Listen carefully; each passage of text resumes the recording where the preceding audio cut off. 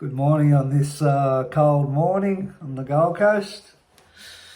Something just come to me, which I believe a lot of people and myself have struggled with for years and years and years, is how to deal with negative self-talk within our soul that is cruel. It can absolutely immobilize us as human beings. That talk I'm talking about where I'm not good enough, I can't do this, what are people going to think of me, I'll never have anything that I truly want. I'm not attractive enough, I look fat, and it goes on and on and on and on and on and on and on. How do we deal with this internal critic? Well, I don't know if you can pinpoint it that accurately where you take a pill or you can take medication and numb yourself, and that's going to delay the process. Nor it might help for a period of time to get you through it. I'm not saying don't take medication. But 9 times out of 10, it comes back. The way I dealt with it, because it used to attack me saying I'm ugly, I'm not good enough, I couldn't even walk down the street without thinking that people were looking at me as an alien from friggin' Mars or the moon.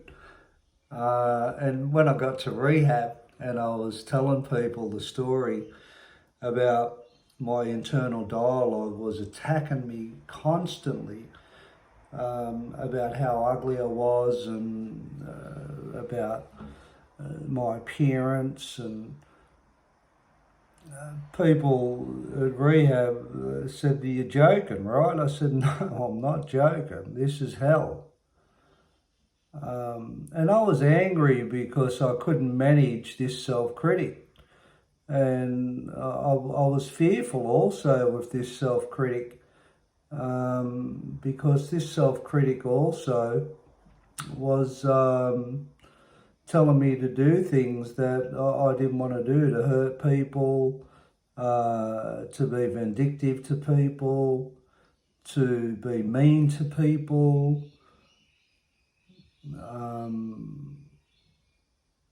And there was another side of me that would question it somewhat, but I had no control over this thing coming to me and attacking me. It was like I was split down the middle.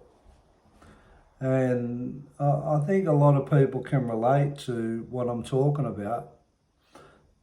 It was terrible. There was two sides to me, and it so made me uncomfortable, and it so didn't allow me to find confidence within my soul. It was really tough, and I know people describe it as mental illness and depression, and I get that, and I understand that. I think what got me through was that I was angry, and that's where anger helped, because I stood up to it. I didn't like it, and it didn't beat it, but I was very angry, and that somewhat helped me, I think, to not lay down to it and let it absolutely annihilate me, and I can see how it could for people. But what it did for me, it destroyed my soul in drug taking, and it destroyed my soul with intimacy and closeness, and and getting close to other human beings, because I just didn't think I was good enough because of it. And I can look back on my past, and we can all look back on our history and where we come from. And I think it's important to look back on that stuff and identify it and acknowledge it and explore it. A lot of my stuff comes from my family environment, and you know, it was hard in there. I had a father that was very loud and very aggressive, and he really scared me. And I was neglected a lot as a kid. I was left to my own devices. I was a wild kid, so I was ostracized, and I was separated as a rebel and a naughty kid. But really, I was looking for a lot of attention. But I just want to hit on how I dealt with the critic. It didn't happen overnight. It was a continuous journey and a continuous fight to stand up to it. I started really challenging it in rehab.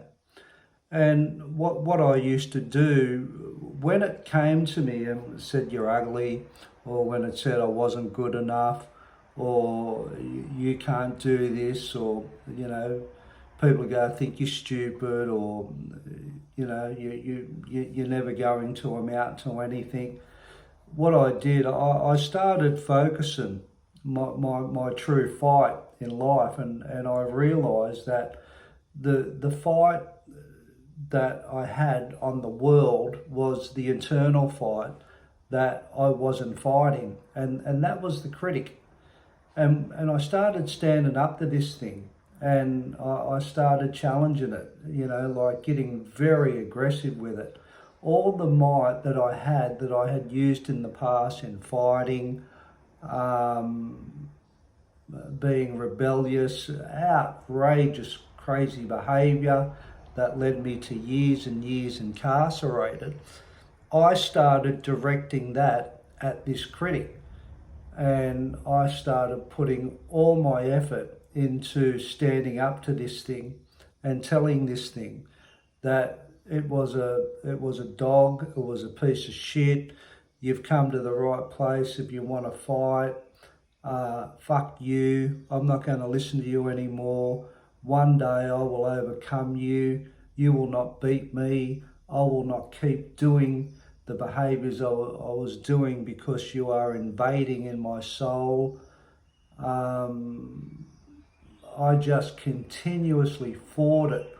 How fucking dare you? Fuck you! Come on, you fucking thing! Let's go! And I used to visualise fighting it like it was the biggest fight in my life, and it was the biggest fight in my life, because anything that says to you that you're no good, anything that puts you down, anything that disempowers you is absolutely filthy. It should be fought. It should be fought before you might. But one of the greatest things that I moved away from is blaming my past for it, or looking at the reason why it was there, and giving it away to I had a tough upbringing, it was my dad's fault, it was a partner's fault in a bad relationship. I stopped being a victim to it. And when I stopped being a victim to it and I did something about it, it really took a lot of action to attack it. And I continuously attacked it. Anything that was negative that come to me, this critic, when it tried to knock me down and make me feel lesser than the great person that I am and you guys are also, I just continuously, come on you fucking dog, you want to fucking take me on? I'll fucking fight you. I'll give it to you. I'll stand up to you. And then I started realising that it was kind of coming, but then it was a little bit unsure because I was defending myself. And I visualised attacking it. I visualised punching it. I visualised stabbing it. I visualised shooting it with a gun, because it was absolutely filthy. And this critic, as I said, you can call it whatever you want, I think needs to be taken head on. I think it needs to be taken head on, because if your will lays down to it, you're going to lay your life down to something less. Now, you can call it whatever you want. You can call it the devil. You can call it, as I said, past conditioning of experience that you had. And I'm not saying that you shouldn't explore it and you shouldn't look at it, but this critic needs to be confronted and it needs to be dealt with. And the only person that can deal with this motherfucking critic is you. Your will, your determination, your never give up attitude. This critic is your greatest enemy, and you know this. And the way to overcome this fucking thing is that you have to fight this with every inch of power you have within your soul. If you don't stand up to it, it's going to absolutely give you a terrible existence in the world. And if you want a struggle, well, you're struggling against your critic.